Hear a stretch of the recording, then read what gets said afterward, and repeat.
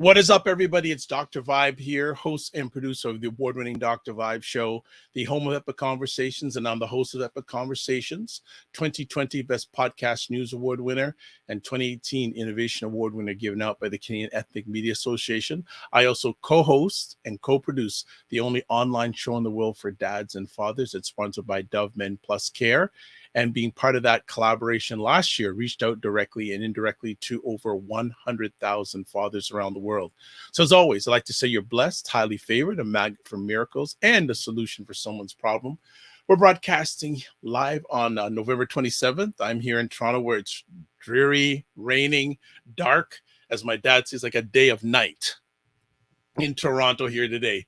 And usually at 5 p.m. Eastern time, on most Sundays, we do Black Canada Talking, but we pushing it up a little bit today on the request of a special friend because he's in such demand. We've jimmied it to we do a different time start today. But for those who are not familiar, Black Canada Talking is a live online event that provides Black Canadians the opportunity to give their takes and POVs on stories that are of importance to them. So this is every edition special. But I want to encourage also, if you are watching and if you haven't done it yet, would like to say subscribe to the Dr. Vibe channel on YouTube and or Facebook so you get notified about all these epic conversations that we have. So let me bring up our two friends today because we have a special conversation topic today. So we're going to bring up Elle Jones first. Hello, Elle Jones. How are you? Good. How are you doing? Outstanding. Is it a little, are you liking the 3 o'clock Eastern time start or do you like the 5 o'clock better? 5 probably. Yeah. Okay. Absolutely. How are things going with you? How are things going with the book? And how are things going with your students? Good. Well, we're coming to the end of the year. We're into the last weeks of classes, like last couple of weeks. With the book, I just got off the road again. So, hopefully it's going well. You can pick it up in bookstores, hopefully. I guess it's been, there's some supply chain stuff. So it's been hard to get out copies, I guess. So you can order it online as well, like order from Fernwood Press if you want a copy. And yeah, it seems like it's going well. So. Okay, well, fantastic. And I still have to get my copy. So I still have to reach out to you and find out the best way to get it directly without doing the Amazon thing or that sort of thing. But it's always great to have you in the presence. And anyone who's watching live on the replay, especially if you're live, please give us comments and we will be able to respond to them in real time. So this is the person that caused Elle to have to do a little bit of a different vibe today. Mr. Richard Sharpe. Have not seen him for an hour. Forget the minute. The hour. Mr. Sharpe, how art thou and your family? I am doing well. Thank you, Dr. Vibe. It's a pleasure to be on the show. And yeah, it has been a long hour. It feels like a little bit too long. I've missed being out in community. It's wonderful to be with the two doctors, Dr. Vibe and Dr. Elle Jones. Dr. Elle Jones is correct. I've been solid company tonight. Well, for I think many who are watching, well, there's probably a lot of people watching, but there's many others that are going to be watching this live on the replay. Can you give a little bit about your background? Because even the last time I talked to you, you were always moving. So can you share a little bit about yourself with the world here? Yeah, so a couple of years ago, I was out in community. I'm a long-term public servant. I've been working for the federal government for about 26 into 27 years. I was out for 2 years working in community on something called the UN International Decade of People of African Descent. That's where some people in the community know me. I was working with some wonderful community activists around something called the UN DPAD Push Coalition. And that was really intended to push a lot of Black-centered initiatives into the federal government so that we could make them lasting, make them enduring. So I got an offer I couldn't refuse to go back into the federal government to do the same kind of work at the Department of Justice Canada. So I became a Fed again and at an executive level and tried my darndest to change the world from inside the machine.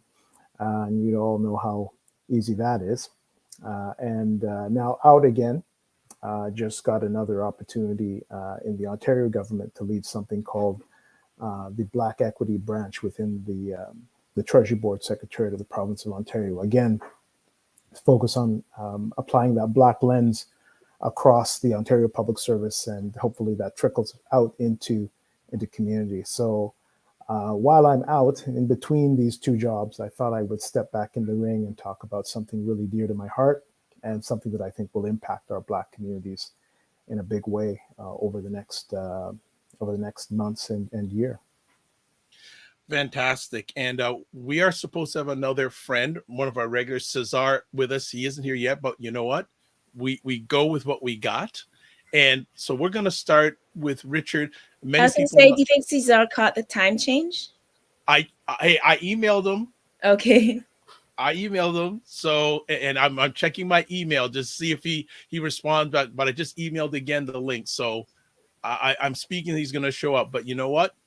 We got what we got. We're going to go forward with it. So let's, Richard, can you give a little background of UNDPAD? Because I have a feeling still a lot of people aren't familiar with it.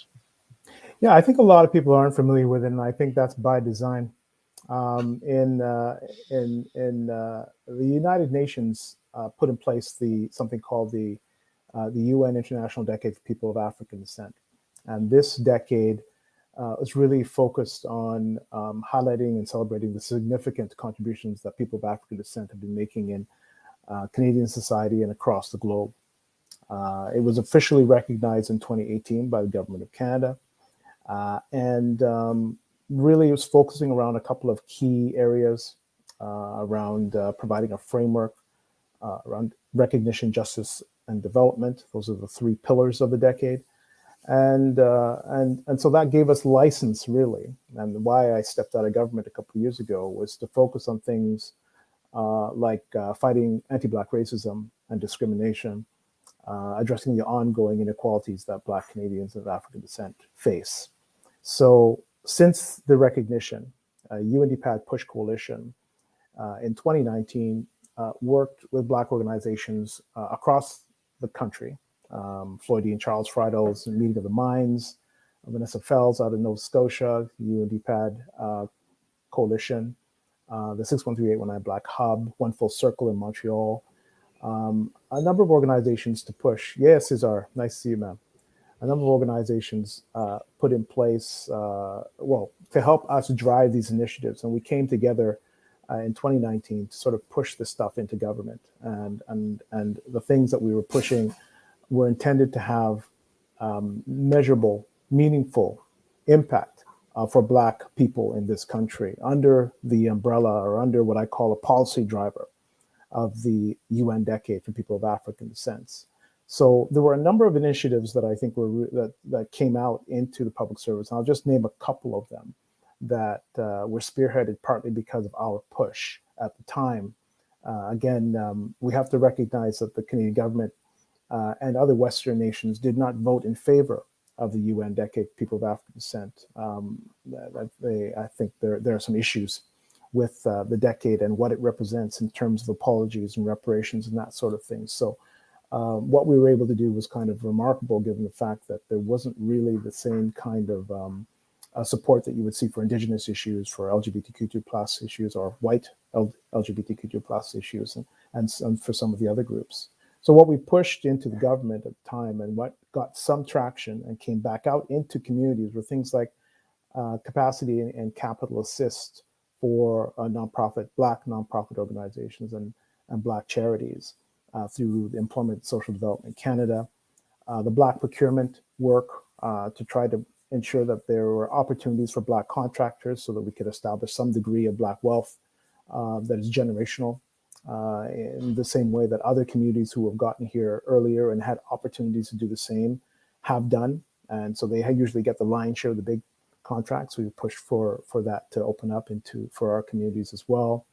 A Canadian Black Justice Strategy that came out last fall has been really slow to get moving, but this is out of the Department of Justice Canada, intended to address the overrepresentation of Black people in the justice system, as well as other issues in terms of our too much contact with that system, so-called justice system, I would say Canadian legal system, and the addressing the Black mental health challenges that our people face after, experiencing the trauma of generations of exposure to sort of societal and institutional anti-Black racism and anti-Black hate.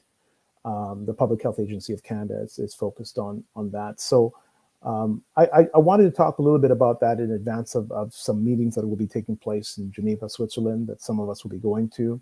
But I thought I'd stop there because I did want to have a bit of a conversation in this space about how things are going with respect to the decade. And, notwithstanding that people don't know about it, but, I think we have still, even though the decade is almost over, 2015 to 2024, we still have opportunities, I think, to push to gain some reasonable, measurable, attainable results for our people under the umbrella of the decade. Fantastic. Good stuff. Thank you for that little backgrounder. Welcome, Cesar. How are you? I'm very good, brother. Hi, Brother Richard. Good. Brother Vibe. Good. Sister L. Sorry for being late. Absolutely. So I will tell everyone, Richard wanted these two wonderful people as part of this conversation. And if you've watched Black Canada Talking before, you know why. If you haven't, you're going to find out why. So as we get into this conversation, as Richard had asked, let's have our first conversation piece. So the question to ask and ponder is, how are we doing now that we're coming to the end of the decade? 2024 is just around the corner. So Cesar, do you want to jump in first, or will you want Sister L to go first? If L doesn't mind. Okay, go for it, L. Telling Cesar, but you want me to go? Cesar would love you to go first. Okay. All right. So how are we doing? Well, I mean, first of all, nobody's doing that well right now. And of course, we know that as we're in economic crisis, Black people will always be among the hardest hit by these crises.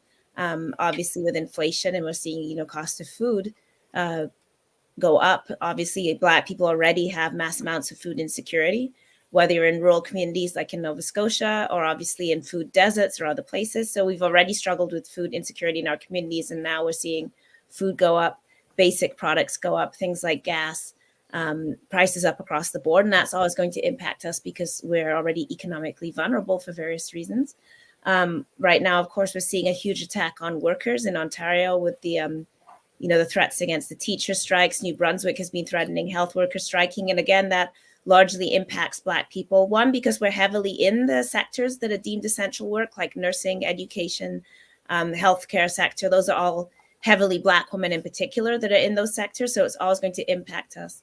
But also, of course, again, because we are vulnerable workers, we are highly involved in public services, civil service jobs.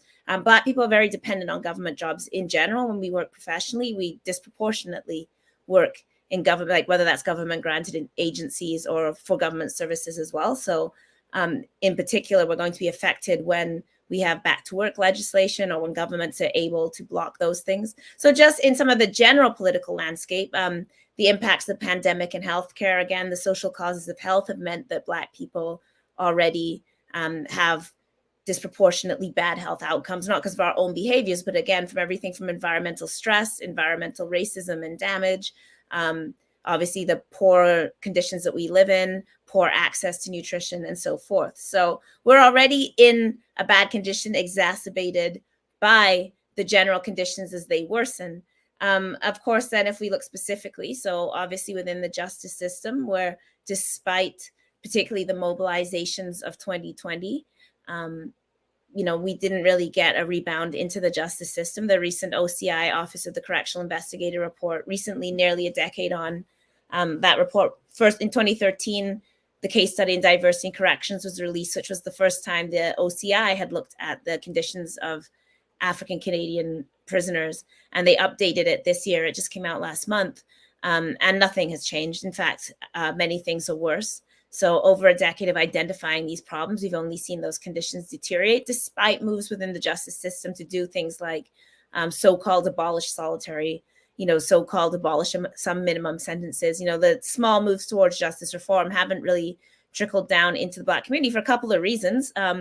One being that things like minimum sentences were specifically targeted more on like the crimes of white people, like, you know, drug crimes and stuff, while actually enhancing sentencing on things that are coded as Black, like gangs, drugs, guns, which are coded as Black. So at the same time as we're getting these gestures towards justice reform, essentially the gestures, if your white kid is caught with marijuana, like, don't worry, like if they have cannabis, they won't be impacted. But if a Black kid happens to be like in a place where a gun is, we're going to crack down on them heavy. And some of these laws have already been declared, you know, unconstitutional in various ways, but they continue to enhance them. Like the gun laws were already addressed by the African Canadian Legal Clinic years ago, but yet we still have people talking about specifically enhancing gun sentencing, which we know is directed at us. So we're still, I think, extremely in worse condition in the justice system than we were, despite some rhetoric on reform. And, you know, there have been, I don't want to say there's been nothing done, like the community has. So we've got enhanced sentencing reports, IRCA's impacts of race and culture assessments, but currently only used at sentencing, although there's pushing for those to be used at every stage, like in parole, when you're disciplined within a prison, you know, like it should always be active, but we haven't got that yet. We certainly haven't got the assessment during immigration and the crimmigration system. Still don't have numbers on that. The government refuses to track accurately the number of Black people held in immigration detention or the impact of deportation or those kind of policies. But we know through word of mouth that, you know, it's Haitians, Nigerians, Jamaicans, Somalis that are overwhelmingly caught up in these systems again.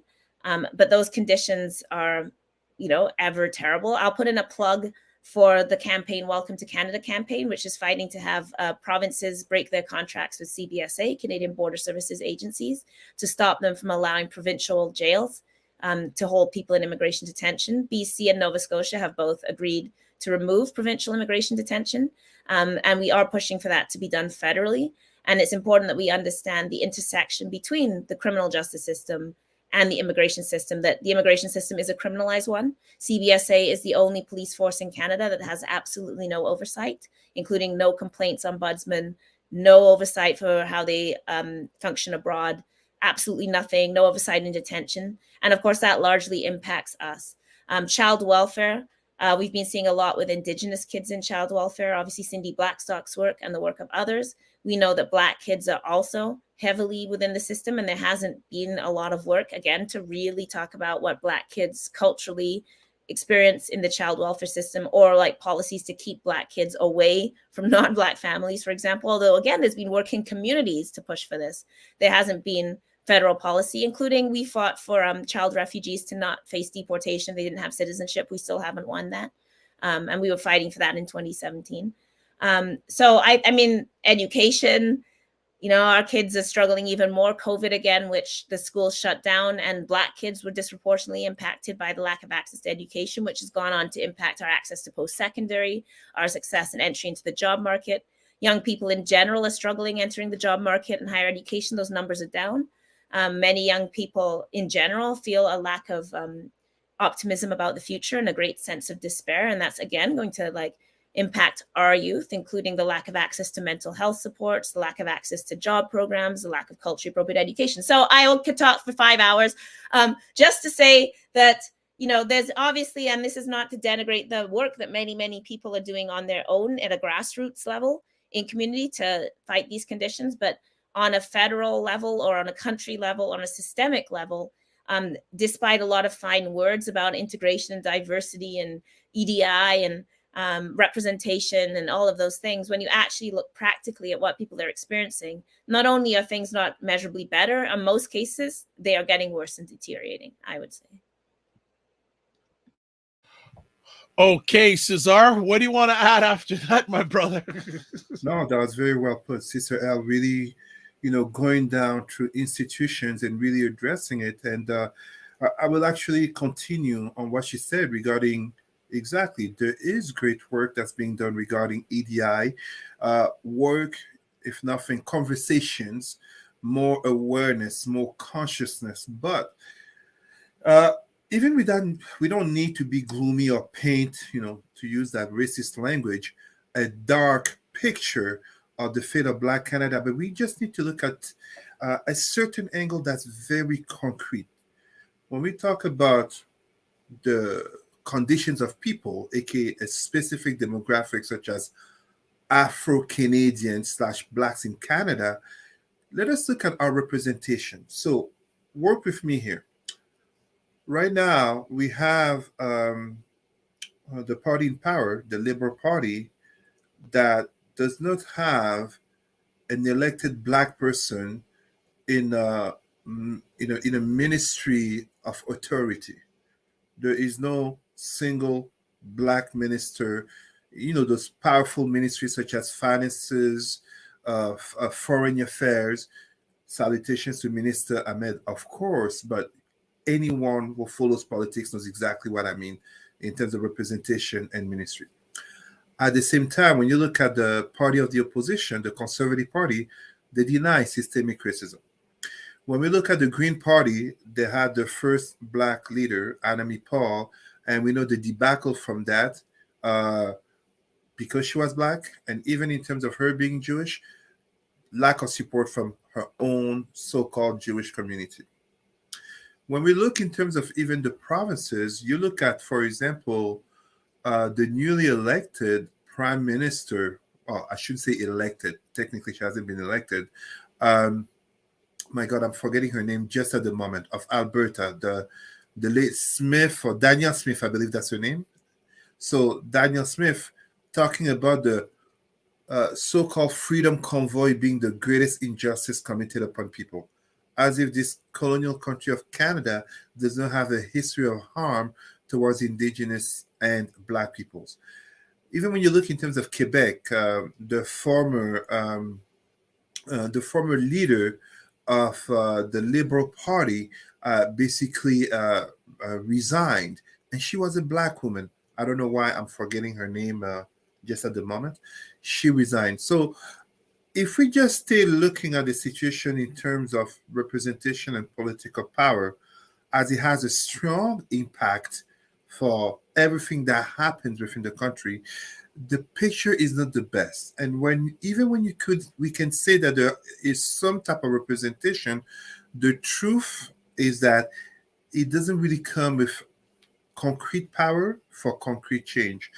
Even when we talk in terms of federal workers, we have the lawsuit from Black federal employees, just as lately you look at on the culture scene, the National Film Board, our sister Rachelle DeCoste having made me aware of a potential lawsuit, or even a lawsuit coming there in terms of lack of representation and lack of diversity. So is it better how things are doing as we speak of the Declaration of People of African Descent? Sure, Canada signed it.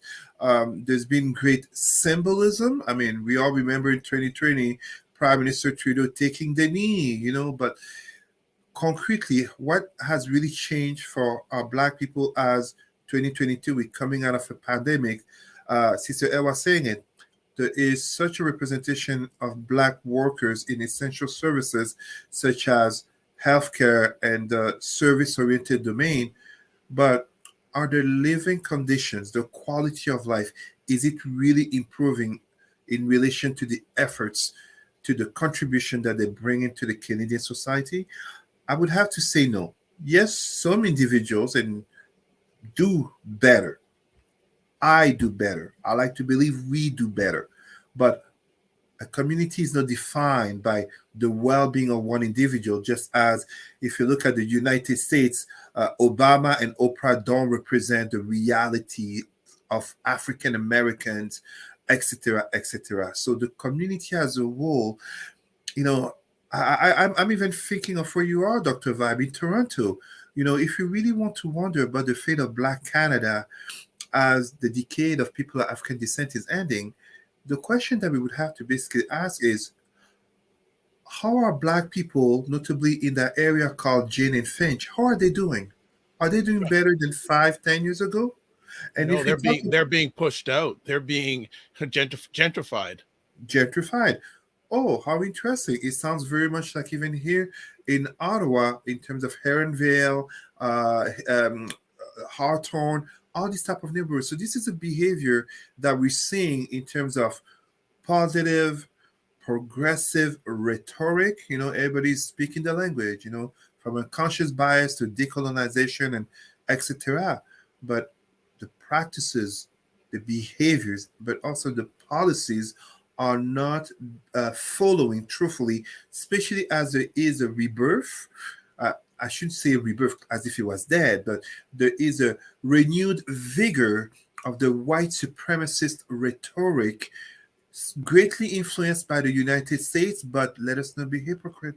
Canada was never this postcard country that it claims to be overseas. It just has taken a new wind and is more present than before. Well, Richard, I think you got 2 stars with us today, big time. But I have a question for you, Richard. Who is responsible to monitoring either the progress or regress of the decade? Is there a bot? Is it the United Nations? Who's supposed to be monitoring the actions? So that's a good question, because right now there isn't really anybody doing monitoring. There's voluntary, more or less voluntary reporting. Canada, I understand, is putting together a report on what they have done with respect to the decade, and I think it'll have a lot of nice stories to tell in terms of some of the activities that we've undertaken. And to be fair, to the extent that I can be fair, Minister Hussein, who's responsible for the decade, has done some things in terms of the Black Entrepreneurship Fund and at least trying to sort of frame some of that work with respects to the decade in a way that at least appears to be demonstrating progress. But the fact of the matter is that unless communities are very much engaged in the tracking, reporting, monitoring, and following and talking about how things are going with the decade, I don't think very much will come of it. We have to remember that our Western countries have not been all that warm to the decade, so reporting on it only brings more light to what you are not doing with respects to that work. So. But I have to say, it's been heartbreaking for me, being in the belly of the beast, to see the profound lack of progress on some of this stuff. Having people that are involved in the carceral system that I know and care for, knowing that there are countless others, knowing how profoundly unfair that system is to our people. It has been profoundly disappointing to see things like the justice strategy stagnate and not move, partly for political reasons. And it has been really unfortunate to see Black and racialized anti-racism groups have their funding blocked coming out of departments like Canadian Heritage because of the bad behavior of a consultant. So you basically stop the progress of this work across organizations that had nothing to do with the bad behavior of a consultant. Like, these kinds of things give me pause. But I'd really like to talk a little bit about why I do have a lot of hope in the work that will be undertaken through Geneva and through Black community organizations here in Canada. I think that we have an opportunity to amplify what is happening in Canada and being part of an international conversation, international planning, international work to address this, not just in our country, but across the globe. We have a really interesting, really exciting opportunity, I think, to sort of turn some of this stuff around. So, Richard, before you move on, there's some questions and comments, and I guess it can be open to yourself, and if anyone else wants to answer. Have from LinkedIn. Good afternoon it's Marie. Good afternoon from Calgary. My name is Marie Cecile. I'm a planner, consultant, doctoral candidate. My doctoral research focuses on creating a framework to address anti-Black systemic racism in housing and homelessness. Thank you all for your work advocating for our communities and raising these important conversations.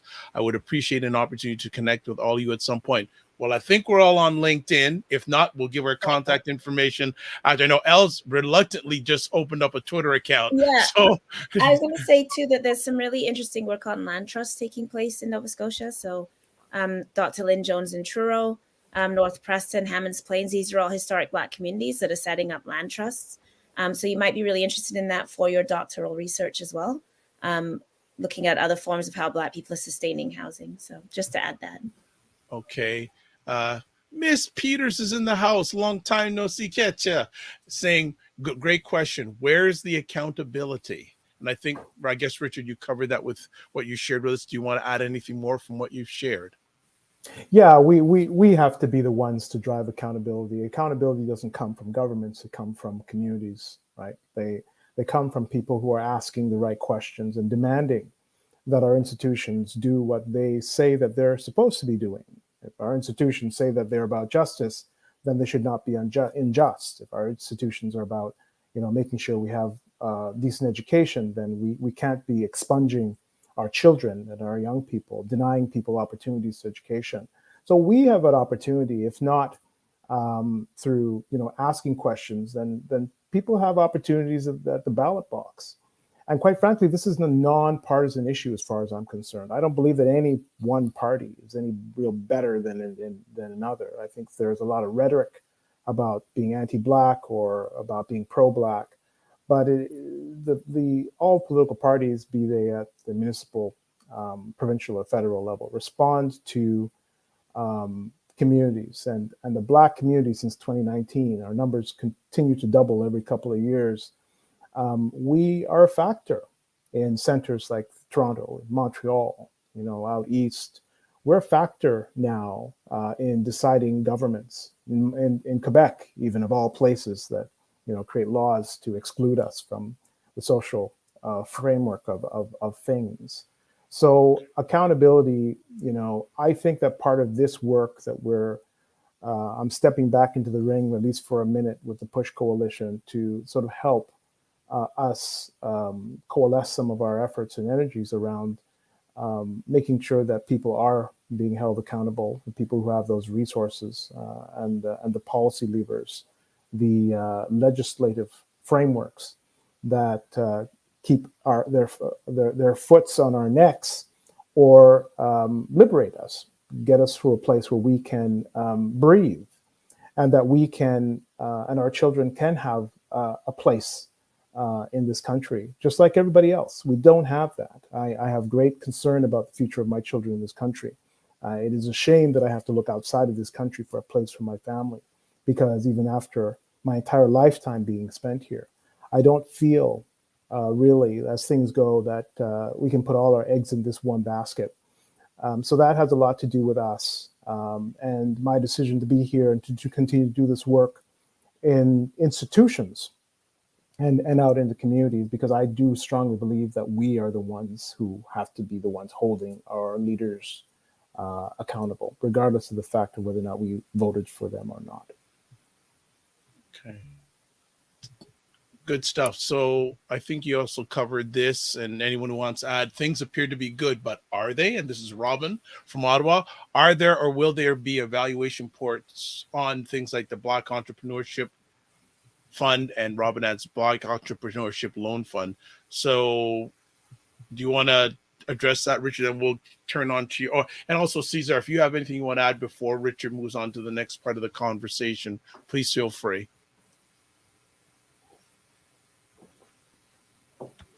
I was kind of keeping it for the end. Okay, no problem. Yeah, no problem. To add. Okay, go ahead, please. Now, this is less institutionally directed. This is more internally directed. But I think at some point we're going to have to, as a community, have a serious conversation about the role of misogynoir and patriarchy in actually impeding our progress. Because one thing I experience constantly is that Black women are on the front lines doing creative work, doing the advanced work, and then we get pushed out because we're threatening or scary, and then men come in on top of us who haven't been doing our work, don't understand the work, haven't done what we're doing, and they're the ones that go and sit at the tables.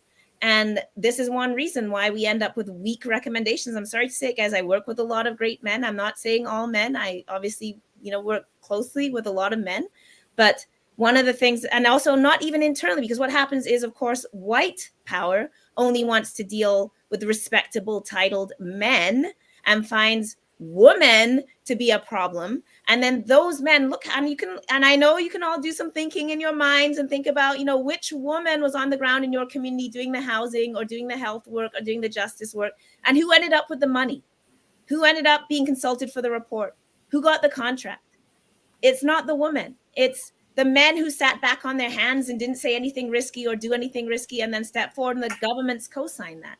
And that actually harms the way that we organize in community.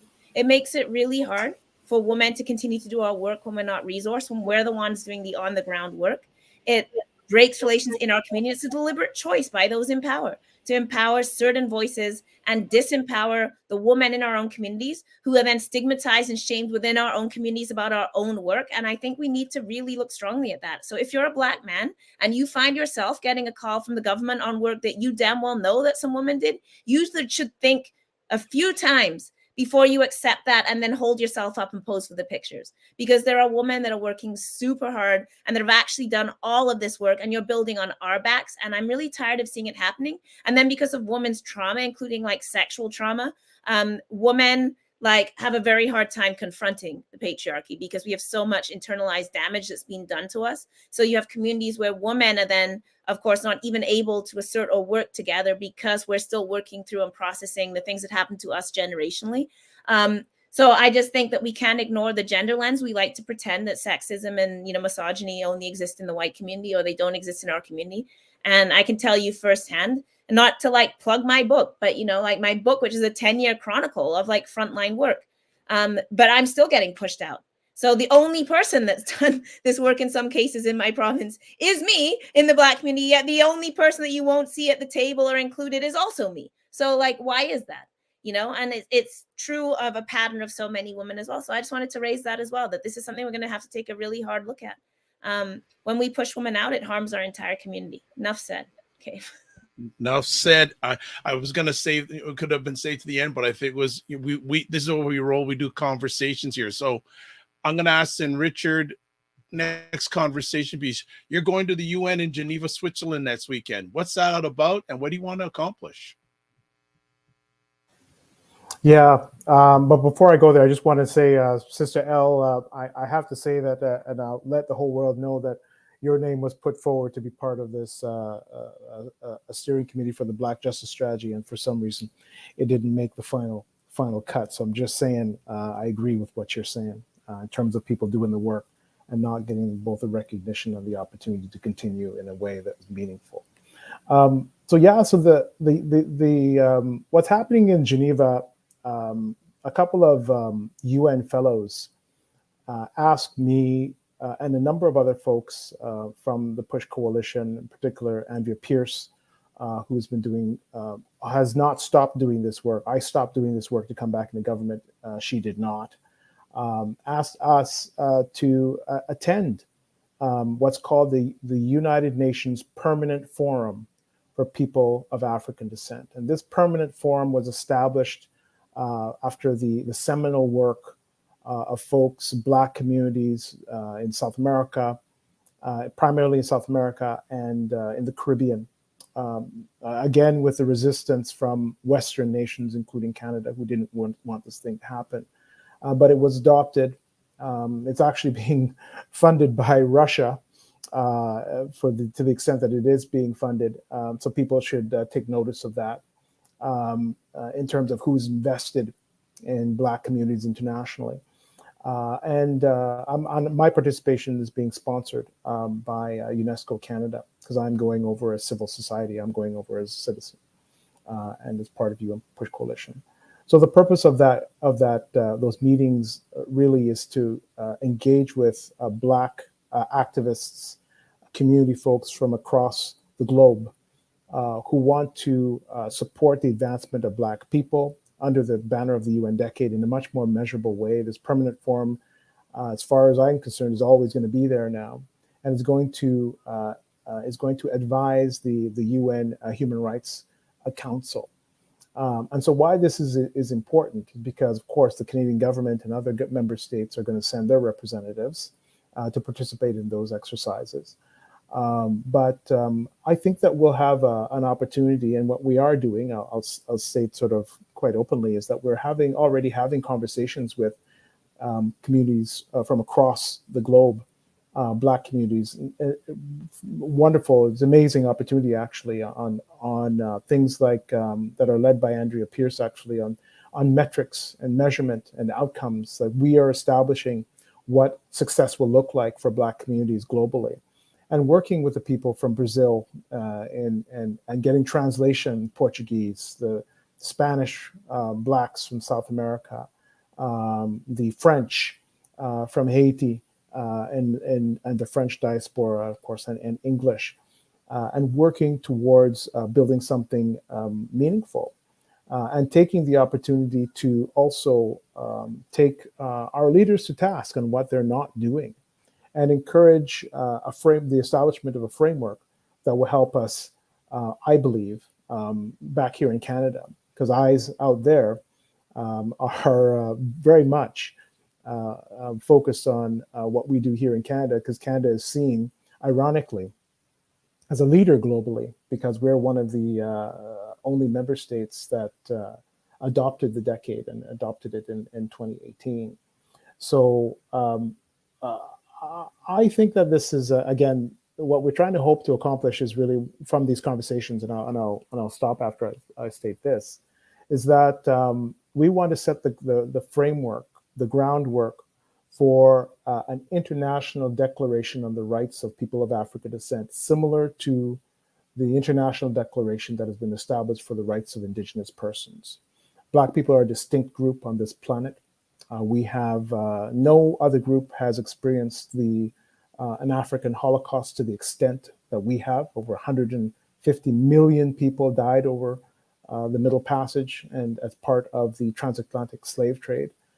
We have lost our names, we have lost our languages, we've lost our cultures, and we are still made to pay for our freedom in so many different ways. I think the thing that's, again, encouraging about what Elle was raising and Cesar, about all the things that are going south for us as Black people in this country, is that they're happening elsewhere. They're happening across the globe.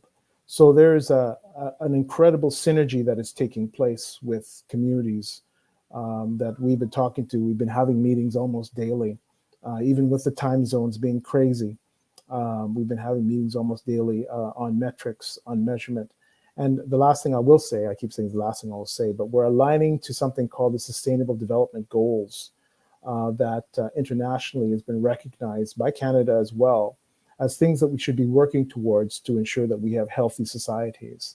Things like addressing poverty, gender equality, unequal access to employment, education, all of those things. We're aligning the decade to Sustainable Development Goals because Canada's already adopted those goals. So in many ways, we're being very strategic through our international discussions. If we get some time before the end of the call, I'd like to talk a little bit again how everyday Black Canadians and allies and co-conspirators within this country can help us achieve the objectives that we hope to achieve out in Geneva.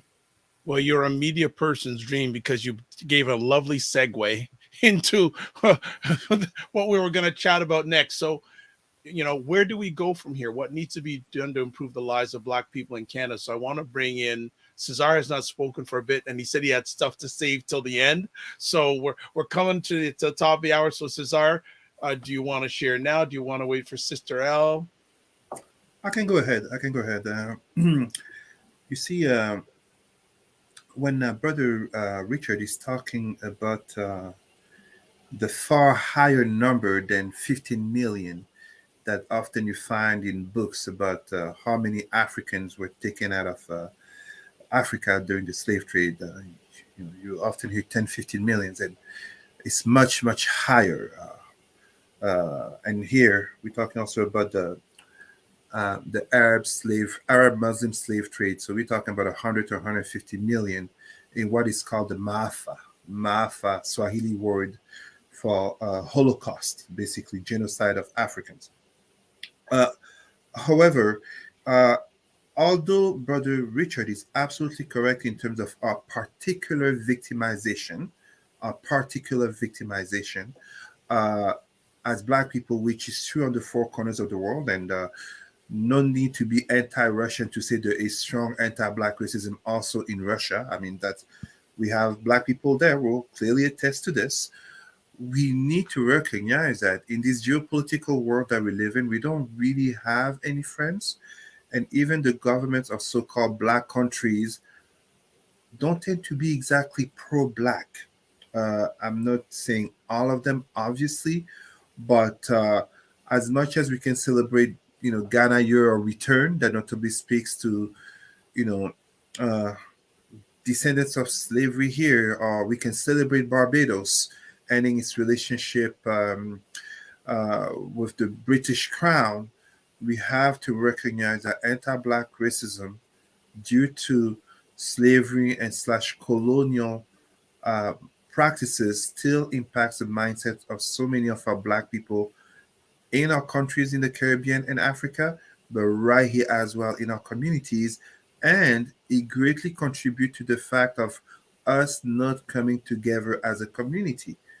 We like to celebrate the Martin Luther King and Nelson Mandela, just like get excited for a new Black Panther movie, but are we truly coming together concretely as a community? You see, the Black community, as Brother Richard was saying, increases in number at every census. And at the same time, we are a young, vibrant community. That's great. But it's not so much about the increasing in number, it's the strength in the community, as we can see of other communities, notably the Chinese and Jewish community, which then leads to weighing strongly on um, city, provincial, and national politics. You look at an example about the Sikh community, SIKH, which is absolutely marginal in India, where they come from. And yet here in Canada, my God, the Sikh community has such a strength. You just look at the truckers industry. The Sikh community is very strong there. So what I was going to say in terms of what needs to be done, we can depend and pray and hope a lot from the funding. We can want great initiatives from the United Nations. And when I say great initiatives, uh, this week ended the COP27 regarding climate change, which was held in Sharm el-Sheikh in Egypt, so Eastern Africa. But the truth of the matter is simply this: ultimately, it comes down to us. Like Sister Elle was talking about, calling out misogynoir must come from within the Black community, from not just our sisters, but also brothers, standing up in solidarity to call out others, Black men, but also women who contribute to misogynoir and to other slavery, colonial, white supremacist mindsets that destroy our community from within. I'm not giving the allegory of crabs in a barrel bringing themselves down, because first and foremost, crabs shouldn't be in a barrel. They should be in the sea and freely going onto the sand to create and build their lives, right? This is why in some places, such as Australia, which has strong anti-Black racist policies, crabs are protected. You cannot kill those big crabs and just eat them. They're protected. We're not to be protected like we're a bunch of children. We have to be adult, consciously grown adult, go beyond the Black Panther and whatever. We can enjoy that entertainment, but the reality is we have to come together in terms of our community and do those efforts. This is the same thing all those other communities that have succeeded and thrived. And again, I give the example: the Jewish, the Chinese, the Sikh. That's what they did. It will not be any different for us. And this goes beyond giving some African or Black sounding name, or just wearing the latest African fashion or whatever. It will come with doing the work, standing up together, stop wasting our money into entertainment, religion, and all these things, but coming together and supporting our people who are truly standing up for the cause of our people. That's the only way. I mean, I don't see It sounds repetitive, as I always repeat the same message, but those successful communities did not do it any differently, even though some of them, yes, got helped by the system more than others. But ultimately, it's because they grew a community consciousness and mindset. Community consciousness that makes it that I don't need to be in Halifax to come and support to Sister L. I don't need to live in Toronto to think about our Black people in Toronto, same as our Black people on the four corners of Canada and the four corners of the world. I mean, that's my Pan-Africanism. You know, it's not just a facade, it's concrete. Well, says, yeah, no, Del, but I'm going to have you, but I just want to catch up. Ketcher says, good point, L. Jones. We should call out these individuals publicly. And then Robin well, if you want to take the biggest beating of your life, go. You can. and Robin from Ottawa says the Black Man L sites are just some of those who gets the funding do little or nothing to effectively make systemic change and aggressively resist questions of accountability. Thoughts, L? Plus on top of what you're going to say. Well, what I was going to say first is I think one of the big kind of scams run on the Black community is the belief that the fact that we have people of many different backgrounds is a weakness when it's in fact a strength. So, what's historically been one of our barriers is that, Somali community doesn't talk to Trini community, doesn't talk to Jamaican community, doesn't talk to African Nova Scotian, doesn't talk to Cameroon, doesn't talk to French. So we've sort of been led into this idea that our multiple different backgrounds are something that we can't unify on. And just to pick on what Cesar is saying, we actually have a huge strength there because we have so many different cultures, so many different backgrounds, ideologies to draw upon and to learn from, so that, when we actually start talking to each other, we're like, okay, if you're using a Yoruba thing, you can do it this way. And, I learned this from the way that Somali people organize and from the way the mothers understand something. And now I'm over here in African Nova Scotians have really strong connection to land, and we can learn from that. So I think one of the games that white supremacy has really run on us is this divide and rule between our different backgrounds, when in fact, we're in a better position than a lot of other groups because we don't have just one overarching religion, one overarching language, one overarching culture. We have this just so many different diverse backgrounds, which if we actually got and listened to each other and were working together, we would have this huge strength in just expanding how we think, because there's so many important traditions that we learn from when we stuff that's already been done, but we don't have to think about how do you have a different concept of justice because somebody's been in Rwanda their whole life and they already have experienced how people in Rwanda have done transformative justice to recover from the war. And this person over here has been fighting for land in South Africa. So we can take that into our communities and how do we defend our land against that gentrification? So I think it's really important that we are able to, as Cesar said, work together in very real ways and really share knowledge outside of our communities, because understanding that from the beginning of enslavement, we weren't enslaved because we didn't know something. We were enslaved. In many cases, they went out deliberately to find people who had agricultural expertise. They were like, we can't grow rice in the Carolinas. Who knows how to do this? Let's find these people in an area in Africa that grow rice and bring them in. And then we've been sold that we were beasts and ignorant, but we always had expertise. So just to say that, we have to believe in the expertise within our own communities to solve these problems. And we don't need to turn to the, European models or the white government or white education to learn this stuff. It exists in our ancestral knowledges and traditions. And, we need to learn to draw on that more. I was going to add that. How do we hold, I don't know, man, how do we hold people accountable in our communities? I mean, it's messy business, man. You'll take the biggest beatings of your life. And then, if you survive it, then you realize you don't really care. And then you just keep going. And, I think you become stronger and more outspoken as a result, but it's difficult. And in general, how do we hold government accountable? How do we hold our money accountable? That's overarching through this conversation. What mechanisms do we have as Black people to ever get justice in a world that is determined that of everybody, we deserve no justice at all? So we are the only people expected to accept apologies and, little processes and, in lieu of actual reparation, right? So, just for example, Jewish people will talk about, the artwork stolen during the Holocaust, and they should. I'm not against them talking about that. But isn't it interesting that, there's actually people will be yeah, you should give people their property back, except we can't get our land back in South Africa. Only Black people are constantly told that it's somehow violent or threatening if we just ask for the bare minimum, like the bare minimum of reparation.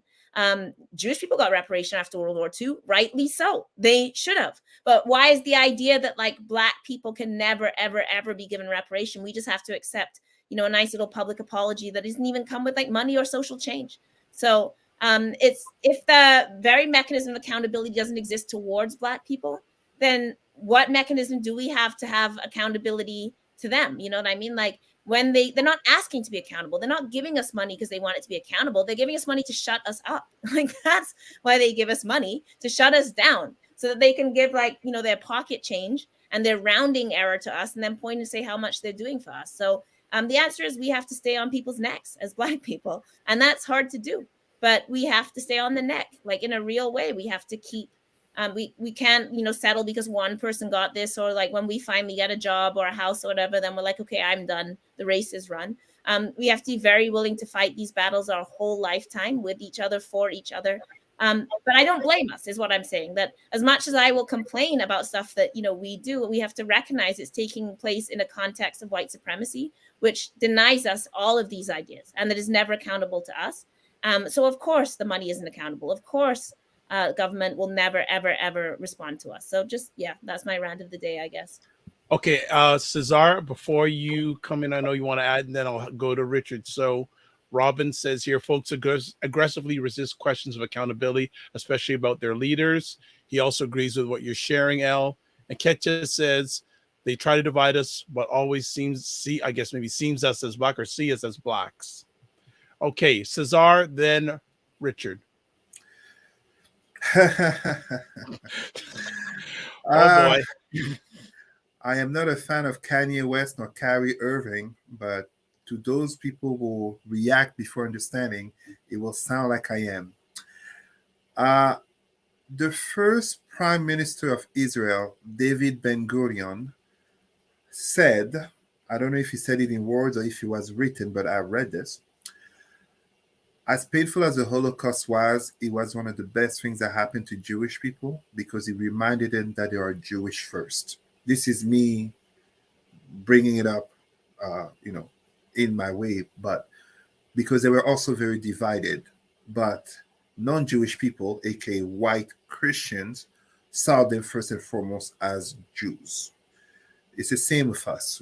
It is us Black people who fall into the traps of the slave masters and colonizers, Arab Muslims, and white Christians, in seeing ourselves first in terms of religion, Christianity or Islam, countries that are pretty much colonial creations, all of them, even the names of these countries, and even the languages that we speak, when at the end of the day, we are seen first and foremost, and as such treated first and foremost as Black people on the four corners of the world. When COVID was there, the United State Department sent emails to Black African Americans in China, warning them that they might be victims of racism. These are Black Americans. These are not what you would expect Black Africans. They are not Black Caribbeans. They got an email from the State Department telling them to be careful because ultimately they might get treated as Black people due to stereotypes and racism. It's the same thing that we have here. So we have to decolonize our minds. We cannot just be speaking about decolonization in Canada in regards to Indigenous people and talk about notably what from the religion to the institutions have done to them, when the same things have been done to us. The missionaries were not just in Canada, they were all over Africa. So at the same time, this is how we will come to be able to hold leaders accountable, because those specific leaders, first of all, we have to say their names.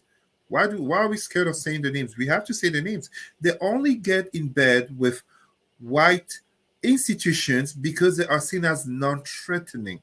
This is not a strategy.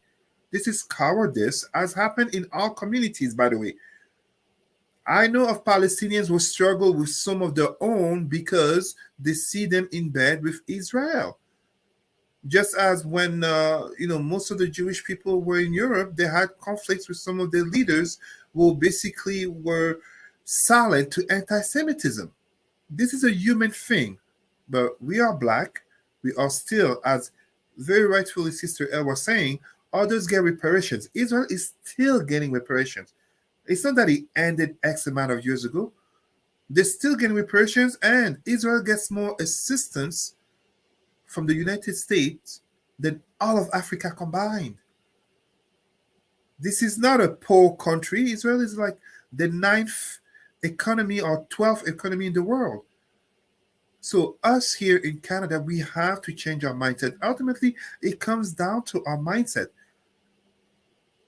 We are a community that basically needs to speak up on this type of thing, which basically, and you see, this is what I mean. Like when we have some of our black people who refuse to do the introspection in our own community, but then wonder why other communities are advancing. My sister Corinne, it is necessary because I did Jewish studies. I did Jewish studies in university. That's why I can speak on this. Because I've been there with the Jewish community. Like, I'm not here just, that's what I said. Kanye and Kyrie Irving, I'm not one of them. But the nature of me having done Jewish studies in university makes it that I can speak about it. I can say why and how they succeeded. I presented on China and African relations. China-Africa. Why do they succeed? It's because, first and foremost, the mindset to see themselves first and foremost as a community. When I see Brother Richard and Brother Vibe, I'm not seeing Caribbeans. I'm not seeing Sister L as half black, half this, or maybe background from some. I see black people, black person first and foremost, from the lighter to the darkest, whatever you want to call it, because ultimately, none of them will see us as the individuals that we want so badly to be, or the religions or the country. No, they will see us first and foremost as black. Period. Even right now, we have the World Cup happening, the biggest sports event in Qatar. How are black people treated over there? It doesn't matter if they're Muslims. It doesn't even matter that they're football players. Football players, some of the richest black people in the world, famous black people in the world, get thrown banana peels on the court, on the football field. Allow me to stop it. It's not a rant. It's just a reminder, because you can have the best leaders. You can have a lot of funding money coming. You can have a lot of charisma and you can put a black woman at the top of the table, or a black LGBTQ at the table. Each and every one of us can shine as much as we want and be celebrated. And oh my God, that's amazing. But it means nothing if our community is still struggling. Our black children, youth, and families are still struggling and have to be fearful of institutions to which they pay taxes for. When we talk about police brutality and racism in institutions, black people pay taxes. And black people are not heard in the justice system. While you have other communities who also pay taxes, and yet they are heard in the same system. And it's not just because they have a lighter skin tone, but especially because they are organized as community, but also as political power in terms of representation. Perfect example, Ontario's Prime Minister, Doug Ford, will in a matter of 24 hours switch from "there's no systemic racism in Ontario" following the George Floyd video to 24 hours, "oh my God, systemic racism is unacceptable." Someone must have reminded Prime Minister Ford that he has a lot of ethnic minorities, notably Sikh and Chinese, and Somalis if you want, but especially Sikh and Chinese will vote for him. All right. I know, Richard, you are a little bit bent for time, so I want you to close out the conversation. Robin has another conversation, but that would take a whole other. Very quickly, Go I ahead. just want to say that Stephanie Allen obviously faced an attack in Vancouver. So Stephanie Allen had tweeted about the inequalities in housing and how Black people remain property, and these capitalist relations continue to impact our access to things like housing. She was attacked on the floor of the legislative and has actually deleted her Twitter as a result. So people should send some support Stephanie Allen's way. Erica Eiffel is also currently Yes. being attacked. So just to say that we're seeing Ricardo Lamore, who's being still facing this lawsuit by SRC for him fighting the use of the N-word on radio. So just to say that as people, let's also like make sure we're sending support and organizing for people that are taking shots publicly. So Stephanie Allen with Hogan's Alley, people should send some support that way. Erica Eiffel, journalist in Ottawa, Ricardo Lamore, journalist and artist in Montreal. So just to raise that. And also we are sending them love and support as well. Stephanie has been, Absolutely. I think, on this program before herself. So, yeah. Okay. So Richard, I'm going to have Robin, I know you have a question. As I said, I'm going to, maybe Richard can incorporate this in the close here. Can you talk about the problems with governments at all levels, increasingly focusing on, quote, combating hate, unquote, at the expense of addressing systemic anti-Black racism? Mm-hmm. Okay, just very quick, I'll touch on that. Canadians don't like to talk about anti-Black racism. Our institutions don't like to talk about anti-Black hate. Black people experience more hate crimes than any other group combined, including Jewish communities and others in this country, primarily in Ontario, where we catch the most hell. So that lack of desire in actually focusing on that means we focus on other things. We focus on putting in programs and initiatives to address hate for other groups, but not for Black. And I think that it is more than a problem because, again, taxpayer money and our taxpayer money are going into institutions that are not serving us. So along with, I guess, as I close, I did want to leave folks with a couple of questions. And again, to sort of build on what Elle and Cesar have been saying domestically, what's happening, we're going to have a chance to talk about these things with other member state folks on an international stage. And I think that is a good thing so that we can compare notes and strategies with people who know they are Black. They are there because they know they are part of an international Pan-Africanist movement for action for Black people. I'm very hopeful, even though I don't have a lot of hope necessarily for the UN itself. Being together with people, having a reason to connect and organize ourselves outside of that space is probably the biggest reason for me wanting to go there. With respects to a couple of questions that I'd like to leave people with, and I'm hoping that to agitate people to action. Elle was saying, throw some love the way of our people, but in terms of the accountability arm that we as communities hold and wield, we should ask our institutions things like, who is representing Black communities when it comes to things like, the Black Justice Strategy? Who is representing the Black communities in this country with respects to the UN Decade initiatives that are being driven by ESDC? What happened to the National Institute for People of Black African Descent? That's something that I was very proud of us working on and getting it into government, and it's flatlined for over a year, no information. People should ask, like, where is that? Where's the data, the disaggregated data? People should always be asking for the data, and if you don't find it, create your own and talk about it. Elle provided me some wonderful contacts with folks that provided data on what's going on in the criminalizing carceral system for Black and other groups. Who's your MP? And ask your MP these questions. I guarantee you, if you do that, there will be movement. Because, like I said, we're always engaged in our country, either with whichever level of government that you're at, in these so-called democratic events. And our votes and our participation in these processes now matter. We have more influence than we ever have. People need to recognize our power. Support. Although I'm not up for really big on apologies. Support the work coming out of the Nova Scotia DPAD group, Vanessa Fells, and their petition for that apology. Every couple of years, we push for an apology through a national petition, and I'm surprised at how little uptake that has taken. Apologies are precursors to reparations. That's why Black people are the only group in this country that have never received an apology for our enslavement and for helping to build this place and then be subjugated to anti-Black racism that has prevented us from benefiting from our labor.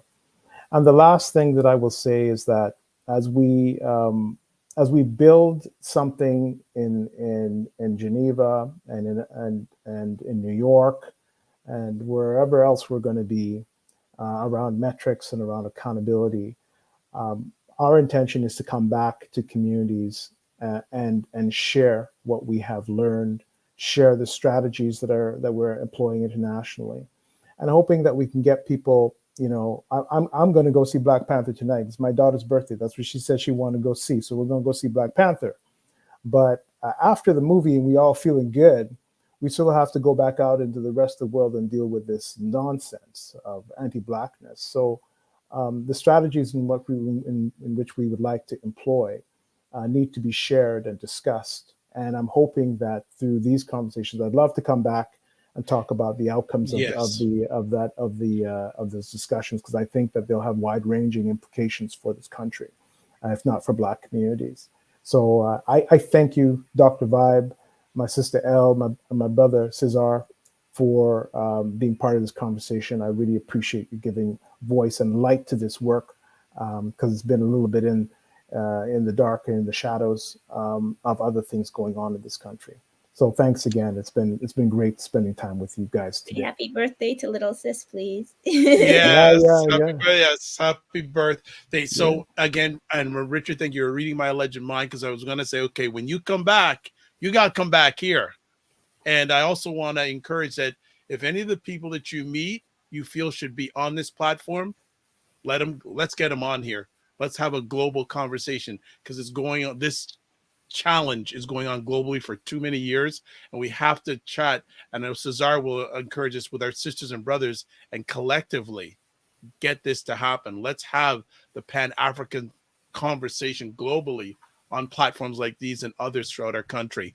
A few other quick things. Ketcha is saying the new law aims to, I guess she was talking about C5. The new law aims to address systemic racism, anti-discrimination in Canada criminal justice system, and ensure a fair, more effective justice system for everyone. We will address that when Richard comes back, because I know Elle has a lot to say about that in a big way. Someone communicated en français. So Cesar, I hope you can do some quick interpretation for me. This lady is saying this. Yes, when I was making, she basically wrote, Corinne wrote, I don't think these analogies are necessary, with much respect. She was speaking when I was drawing comparison in terms of community coming together, standing together, comparison with the Jewish community. This is why I explained that Jewish studies is part of what I did study in university, and as such, very valid, very fair to make those comparisons, and we must not be shy of them, Jewish, Chinese, Sikh, etc., because ultimately this is how we succeed, coming together, not waiting for funding, waiting for hope, waiting for etc., coming together. Wonderful. So before I let each one of you go, Richard, is there any access people can get in contact with you, or the 613 maybe coalition, if you want to give out that information? Yeah, I'm leaving the 613 hub to Robin, because I can't manage more than one organization at a time these days. Okay. But you can reach me at richard.sharpe.d@gmail.com. We're going to get the UN Push Coalition website up and running again with some supports from community, and we'll have a dedicated site and email access for folks. Hoping to get a couple of organizations on board so that we can start engaging like we did in the past, pushing up into the system and back down into the community. I like that, pushing up and down. I love it. Elle Jones, where can people reach you? I'm on Twitter now. Elle Jones Poet on Twitter. Yes. Well, thanks for allowing me to follow you. Okay, fantastic. And Cesar? You can still find me. Yes, I do have Twitter, but honestly, I don't even remember the handle. No, find me on Facebook, Cesar Rimi, CESAR space RIMY. Right. Merci, Corinne. And I just like to say, Sister Corinne says thanks for the precisions that I added. Thank you, Sister Corinne. Merci, Corinne, pour ta contribution. Yeah, and you guys go out and buy Elle's book. Yes, and also Cesar has a chapter in a book too. Also, okay. All right. So each one of you, thank you for everything you have done, are doing, and will be doing. We'll catch everyone soon. Remember to give yourselves grace and don't just manage your time, manage your energy. And Richard, take care in Geneva, there and back, and while you're there, okay? All right. We're going to get everybody off now. Great conversation. And Richard is off now. All right. So I want to thank everyone for taking the time to watch live or on the replay today. Epic conversation. We could have went longer, but Richard has places to go. So he's the person who pushed it up to 3 o'clock, but we are on most Sunday afternoons at 5 p.m. Eastern time, Black Canada Talking. You can also catch me during the week too, 9 a.m. on Monday morning, 9 a.m. Monday mornings and Friday mornings. Monday and Friday mornings, co-host and co-producing conversation called The Morning Vibe, myself and Ryan Knight, who is the executive director of the African Caribbean Business Network. And also then on Saturday nights, 9 p.m. on State of Things with Aisha, Jill, and Lala. So that is where you can also catch me. You can also reach out to me. Website is there, the drvibeshow.com. Email address, dr.vibe at the drvibeshow.com. YouTube and Facebook, The Dr. Vibe Show. Twitter at drvibeshow, and Instagram at The Dr. Vibe Show. Also, I'm going to encourage again, subscribe to The Dr. Vibe Show on YouTube and on Facebook, so you can get notified when these epic conversations happen, especially on YouTube. Not only subscribe, but hit the notification button too. Double for your trouble. And also, would you like to promote your business or service on the show? Contact me at my website address, dr.vibe at the drvibeshow.com. So we are finished. I think there's one or two last comments. Christopher says, definitely going to buy Elle's book this week. Yes, that's what we want. Make a decision and take action. Catch up. Great show. Thank you so much. Appreciate it. We close out like this. Live your life as a dream. If you can dream it, you can make it. Sometimes you have to get smaller to get stronger. Block assumptions that aim bigger, aim better, aim higher, aim wider. Love, faith, and respect. Remember to give yourselves grace and just don't manage your time, manage your energy. Looking forward to seeing you somewhere on the digital highway. Remember, subscribe. God bless. Peace to you all. Keep the faith and walk good.